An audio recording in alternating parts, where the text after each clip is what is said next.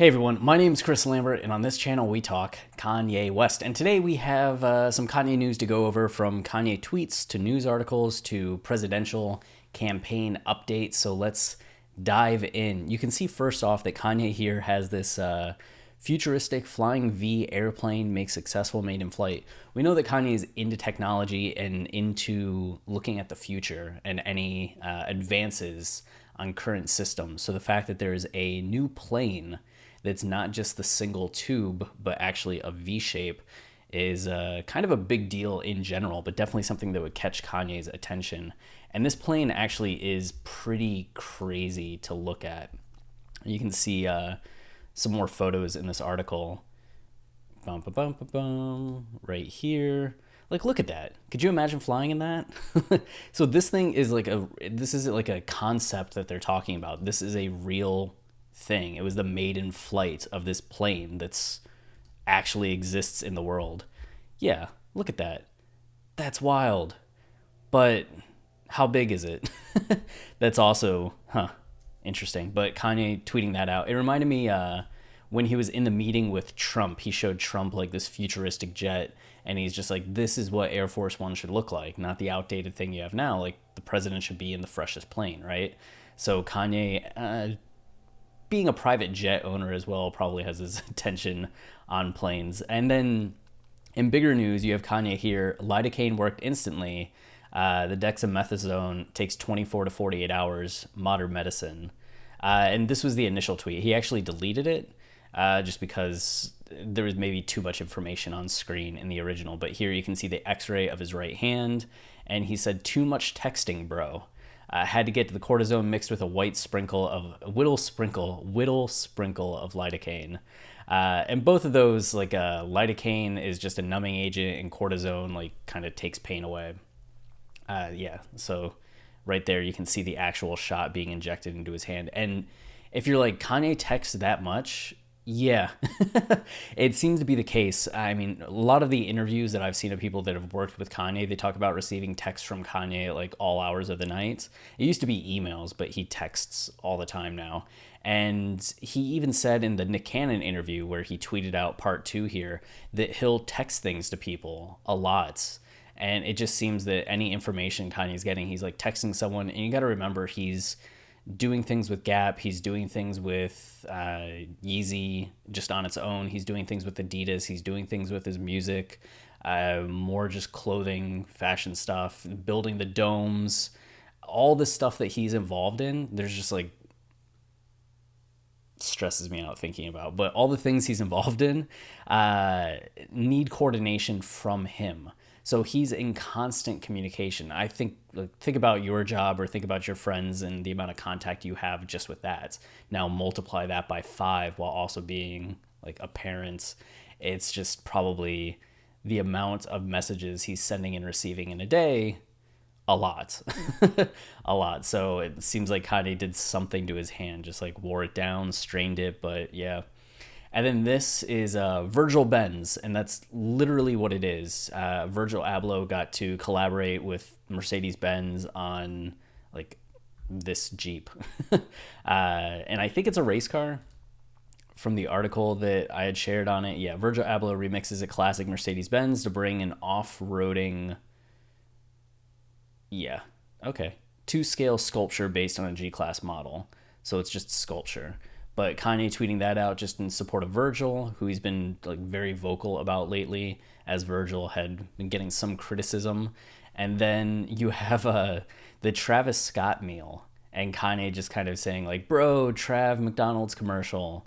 So if you don't know this, but you probably do, but Travis Scott collaborated with McDonald's for a Travis Scott meal, which is essentially just like fries, a Sprite with extra ice, and then a hamburger, and I think it's bacon and lettuce on the hamburger. There's nothing like that groundbreaking about it. And then there's a bunch of merch that goes along with it. Reviews of it have been mixed. On the one hand, people are just like, yo, do what you got to do, like get a buck, get more bucks. There have been people that have been going and getting it just for like the meme and the excitement of it. And then other people have been like, what is this? Like, why is this happening? But Kanye's been a longtime supporter of both Travis Scott and McDonald's. Kanye had tweeted previously that McDonald's is his favorite brand. And I mean previously, like years ago. But Kanye has a penchant for fast food, as in the Cannons class interview, he's talking about Taco Bell. You see him getting to go from McDonald's a lot in paparazzi photos. So, and just a collaboration that's much like Virgil Abloh and Louis Vuitton that I'm sure Kanye would have liked to be part of, but is also proud of the people that he's like worked with and helped bring up getting these collaborations and partnerships. So here, 100-foot screen, it's a good start. Which, a good start to what is the question? But Kanye tweeting this out, you can see the Toronto Raptors Boston Celtics game near the end of double overtime, right? Which is pretty wild. But that's a 100-foot screen, and this is in Pinewood Studios in Atlanta, where Kanye's been for the last, well, where Kanye's been like setting up for the last few weeks. Whatever is going to go on there, we still don't know, but it looks like they finally have this screen set up. Donda movie? maybe sometime. And then here was actually kind of a big deal. When Rogue Mavericks, I think he's referring to himself, tweet their year roll $1.5 billion plan. So this is the layout for Yeezy for 2020, all the shoes that we're releasing. And we're seeing kind of a couple months ahead here, which is a big deal. I thought this was a wave at first, and I was going to praise Kanye for like a Rogue Maverick, which is like the Rogue waves, and he's using a wave emoji, but it's just the ski emoji. He's like very into the ski emoji. The thing that really jumped out to me here, though, you can see the beautiful Azeriths, which I missed. I wanted them, didn't get them, but you can see some more, what are these, 700 V3s coming through here, some more 380s coming through. You have this 350 here, some more 380s, kind of like a greenish 380, another 380, yeah, more 380, just all 380s. But this is one of the bigger ones. These are the breads, like the original black 350 V2 with the Yeezy supply in red on the side, which has been one of the most expensive cops on reseller websites that you could find. Like a shoe that people have been hoping comes back for years now is finally making a comeback along with the Zebras. So December is going to actually be a pretty huge month for people that have always wanted one of these OG 350 V2 pairs that are kind of iconic. But then this is the thing I'm excited about. This blue Quantum. Like, I missed out on the Azeriths, but this blue Quantum looks awesome. And then lo and behold, the 451, which I guess is now back to being the 450, even though I thought the 450 was this. But here you can see that this looks almost like the Yeezy Slide, but kind of streamlined. It's actually kind of like a V2 with this netting on the side, or these like spikes on the side that's reminiscent to the Foam Runners, or this slide here that has a similar kind of branding, but it's these like spiky sides. So this has been talked about, and there have been silhouettes of it like circulating around for like 2 years now, 3 years now, and we're finally actually seeing the shoe, which is wild. Like, it's going to release, and that's kind of insane to see. So we'll see how this silhouette does, what the response to it is. But December is going to be a huge month for Yeezys, man. Q4 for Kanye. And then here he also tweeted out a video of Drake spitting Ready or Not by the Fijis. Oh God. As a kid. Nice mounted TV, and Drake just kind of spitting. So Drake was also into music as a kid. That's good to see. But people have I think XXL made an article, or somebody made an article like, what was Kanye doing when he tweeted this video? I think Kanye's just like a Drake fan, and probably saw this video and was just like, that's hilarious. Let's go. Even though like he and Drake have had beef, Kanye still has tried to move past it every single time, and still, I think, wants to have a good relationship with Drake. And then just 58 minutes ago, he tweeted, I don't have a board seat at Gap. I don't have a board seat at Adidas. Black board seats matter. And with the amount of revenue that Kanye brought in to Adidas, and with the things that he has done on his own in the business world, I think a case could be made about his importance to the brand. Same thing with Gap and what role he could play there. Kanye is who he is for a reason, right? Just with his ideas, with his conceptualization. I will be curious to see like that be the next step, because somebody might point to Michael Jordan and be like, Jordan didn't get a board seat on Nike. But at the same time, like, couldn't he? Shouldn't he? Like, Jordan has been one of the most important parts of Nike for decades now. So is it there an argument to be made, like, why keep him or continue to keep him on the outside of it? Why not offer him something like that? Maybe they have, but Kanye is saying, I want it. Like, that's the next step in these partnerships for me, is like not just to be somebody that makes you money and get some money in the process. I want a seat at the table. Give me a seat at the table. I earned a seat at the table. So we'll see how that goes. It's also like interesting because the Gap deal hasn't even really come to fruition yet. We don't know how they're going to sell, what's going to happen. So I can imagine Gap being a little bit more hesitant to be like, well, we just signed this deal, let's wait and see. And Kanye's already like drumming up controversy, but at the same time, it's still getting people to talk about Gap, you know, and Gap's still having a 50% off their 40% off sale. So if you want some Gap clothes, now's the time. And we're going to jump over to Team Kanye Daily real fast. You can see there were some new Yeezys that are being talked about, the Peppers, which actually look pretty cool. I'm still not totally on board with this 380 look. It's just not quite my style, but some of the color schemes and color patterns being so different than what we had seen from the 350s and 700s, nice to see. But the Sunday service happened, and it was actually the first time Kim's been in Atlanta with Kanye. And you can see that they were taking photos together and just around like big groups of people, which COVID times, but it's just nice to see like happy people.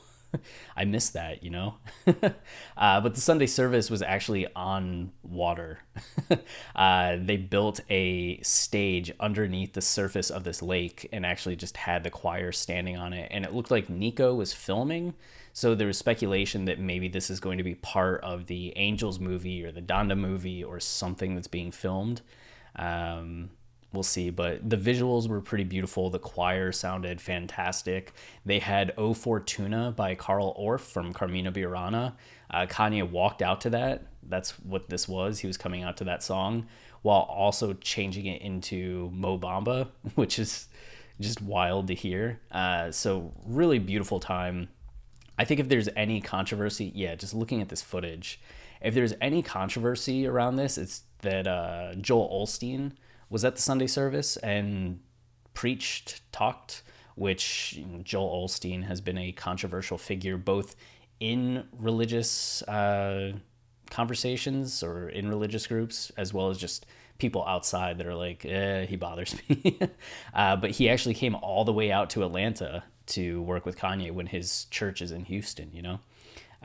So that's curious to see how that relationship has continued to develop and continue to deepen. And then what else do we have here? Oh, this was kind of cool. Quad Kanye at, this is in a language I don't, French? But it's just Kanye arriving with Virgil Abloh in 2009 in Cannes for the film festival, which just like, wow. Like, what a way to arrive.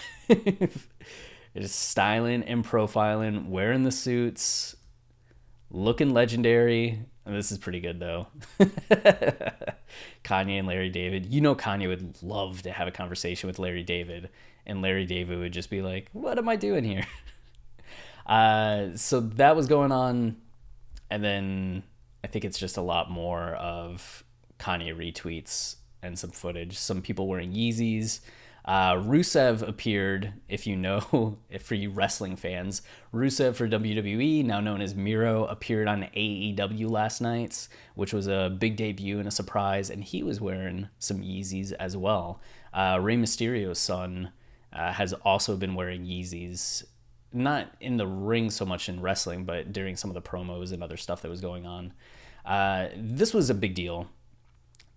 Supposed to record an episode with Travis soon. Keeping Up with the Kardashians is ending.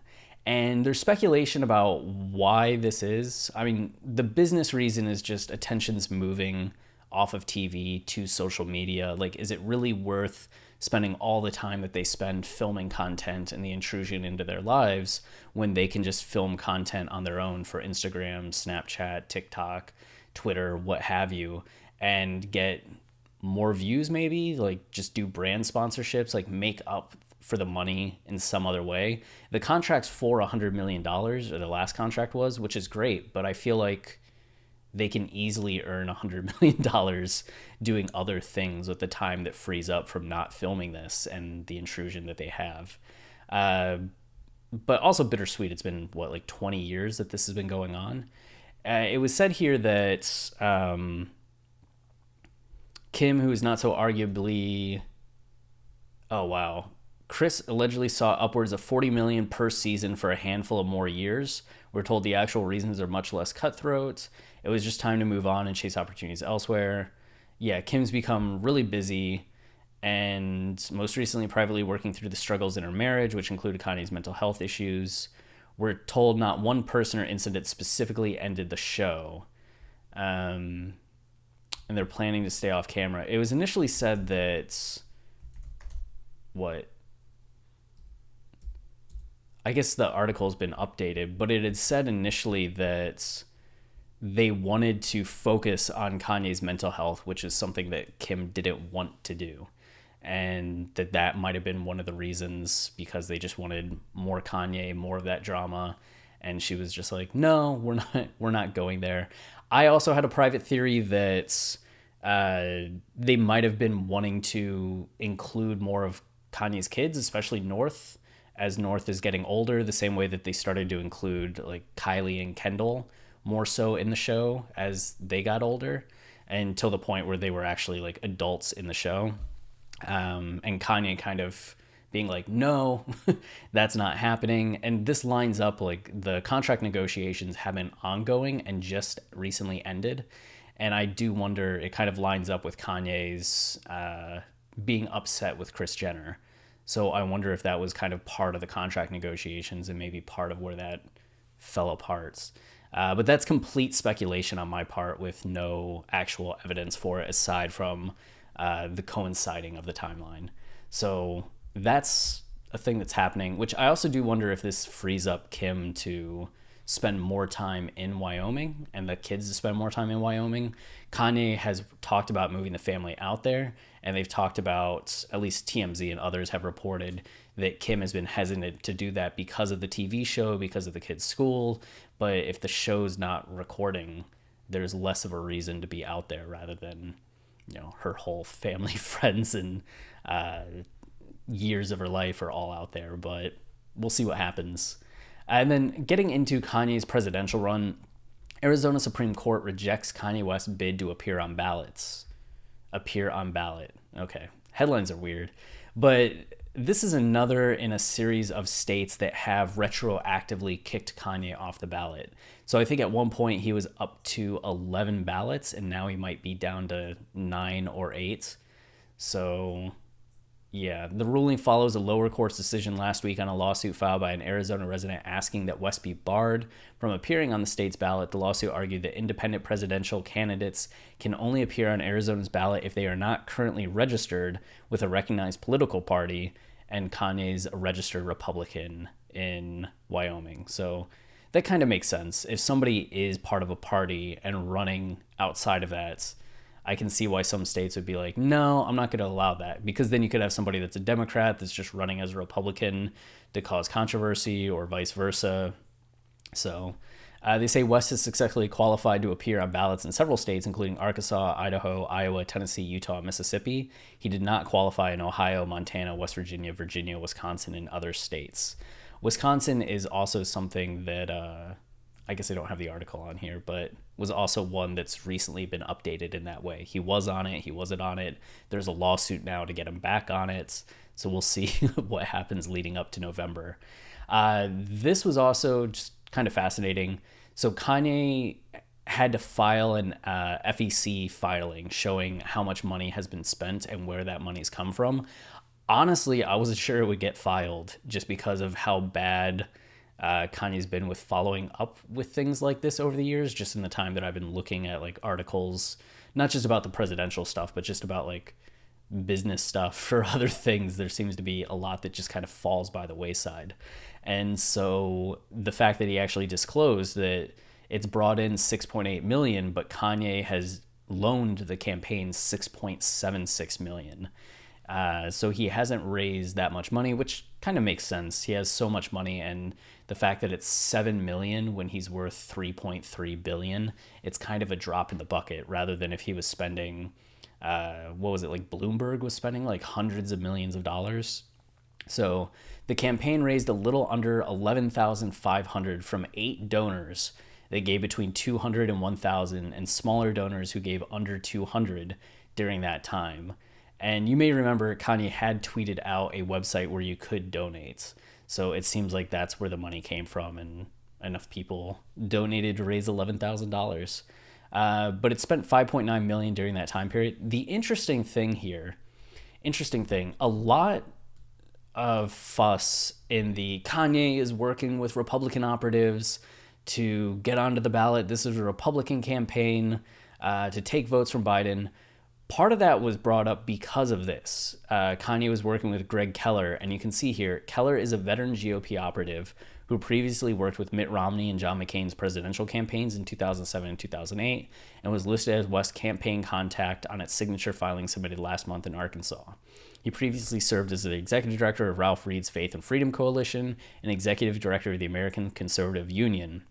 So because this guy had ties to Republican campaigns in the past, he must be working for them in the present day. But you can also see that very religious, and that appeals to Kanye at this point. It's something that he actively looks for in people that he works with, and working for 2 of the major political campaigns of the last, of the 21st century. It makes sense that Kanye would hire him too. But you look, and Kanye hired multiple people in this realm to do similar work. So another big chunk of West campaign money has gone to Tempe, Arizona-based firm Fortified Consulting, which was paid roughly $1.5 million for similar services, the filing shows. I'm burying the lead. It's the fact that here, nearly $2.7 million of that money has gone to a Huntington, New York-based firm named Millennial Strategies, which has provided a wide range of services, including campaign management consulting, legal services, polling, ballot access services, and election law research, according to the filing. So that's all the basic campaign stuff that people are like, oh, Republicans, Greg Keller, are doing it for Kanye and getting him on the ballot, when he had this company doing the same exact work, and it's led by former New York Democratic Lawyers Council Executive Director Alex Voch and Jeffrey Gillott, according to Millennial Strategies website firm. So Democratic Lawyers Council Executive Director Alex Voch. So the firm's current and past clients include a host of private corporations as well as political and advocacy campaigns, including Pete Buttigieg. I've never said his name out loud. Buttigieg's Mayor Pete, and the New York State Democratic Assembly Campaign Committee. So, I'm sorry, Kanye spent $2.7 million on a firm that has ties to the Democratic Party, and not a word, I haven't seen a word said about that until this article here. But because he hired a campaign, a group that also has ties to the Republican Party, that was the foundation for a whole conspiracy theory that spun out around who was funding Kanye's campaign, how he was getting on ballots, yada, yada, yada. What do you do with this information now? Do all of those outlets now recalibrate what they were saying and include this and say, maybe we rushed to judgment? Do they ignore this? Does this not matter at all? Is the evidence to the original conspiracy so overwhelming from other sources that it doesn't matter that this is also a facet of the conversation? I just think it's incredibly interesting, and I hope people talk about it, but the media tends to be so annoying. I don't know if they will talk about it, but wow, I think this is kind of like a big deal. Okay, and then we just have a few other things, and we'll wrap up here. So, Kanye Lonely Emoji Speedrun, I had no idea what this was going to be, and it's actually pretty funny. It's posted by Goss55. It's actually not going to load, though. when you have AT&T fiber internet, it sucks. So Kanye Lonely Emoji speedrun 1140. Can we go? Yeah. It just finding the lonely emojis that Kanye shouted out that one day and finding them as quickly as possible and turning off the stopwatch. So you get the guy in the hat, the dress, the oyster, and then the star. 11 seconds and 44 milliseconds, microseconds, miniseconds. And then lastly, we have this posted by Friesling. West Sub Ever campaign, get Good Fridays on streaming services. So Good Fridays have never been on streaming services since I don't know. From streaming services has been a hot topic. Yeah, they've never been on. You could originally download them when Kanye was releasing them, but they've never just been collected on Spotify or Apple Music or anything like that, which makes a lot of these songs, which there's some great ones on there, like the Power Remix, Christian Dior, Denim Flow, Don't Look Down, like gems that just kind of go unlistened to, unheard by a lot of Kanye fans. So there's currently a petition to try and get this happening. And the signature count updated was at 520 before. And here, just a little bit ago, or I guess right now it's updating, 718 have signed and trying to get to 1,000. So I'm going to sign up after this video, and hopefully you go to the link and sign up as well. But that then does it for this episode. If you are enjoying the channel and you want to help us out, the easiest way is liking, subscribing, or commenting, as those things tell YouTube that this is a channel people enjoy. And if you want to go to the next step, the thing that we're most well known for is our line-by-line lyrical analysis of Kanye's discography. We've gone through the whole thing one time, and now we're starting a second time through. And we're actually releasing 2 new episodes a week, going through late registration right now. Actually, I am 7 minutes late to Talk with Travis recording our Gold Digger episode, which will come out on Saturday. So if you want to listen to all of those line-by-line analyses episodes, which will change how you listen to Kanye, that's $5 a month by going to patreon.com/Kanye podcast.